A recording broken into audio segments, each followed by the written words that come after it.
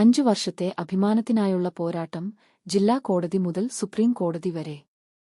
ഒരു ചെറിയ Indian brand $53 billion ഭീമനെ പരാജയപ്പെടുത്തിയത് എങ്ങനെയെന്ന് ഇതാ.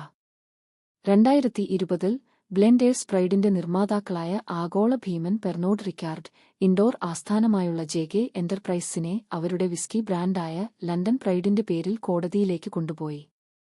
പ്രൈഡ് എന്ന വാക്ക് ഉപയോഗിക്കുന്നത് വ്യാപാരമുദ്രയുടെ ലംഘനമാണെന്ന് അവകാശപ്പെടുകയും ബ്രാൻഡ് അടച്ചുപൂട്ടണമെന്ന് ആവശ്യപ്പെടുകയും ചെയ്തു.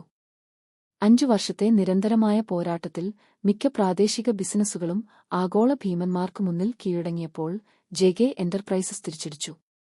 ജില്ലാ കോടതിയിൽ വിജയിച്ചു, ഹൈക്കോടതിയിൽ വീണ്ടും വിജയിച്ചു, ഒടുവിൽ പോരാട്ടം ഇന്ത്യൻ സുപ്രീം കോടതിയിലേക്ക് കൊണ്ടുപോയി.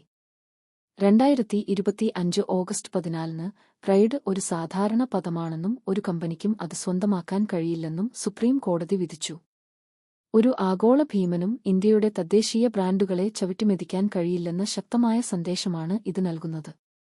ഈ കേസ് ഇന്ത്യയ്ക്കായി നിർമ്മിക്കാനുള്ള എന്റെ ദൃഢനിശ്ചയത്തെ ശക്തിപ്പെടുത്തുന്നു, കൂടാതെ തദ്ദേശീയരായ സംരംഭകർക്ക് ആഗോള വേദിയിൽ തലയുയർത്തി നിൽക്കാൻ കഴിയുമെന്ന് തെളിയിക്കുകയും ചെയ്യുന്നു, JK liquors director Karanveer Singh Chapra പറയുന്നു.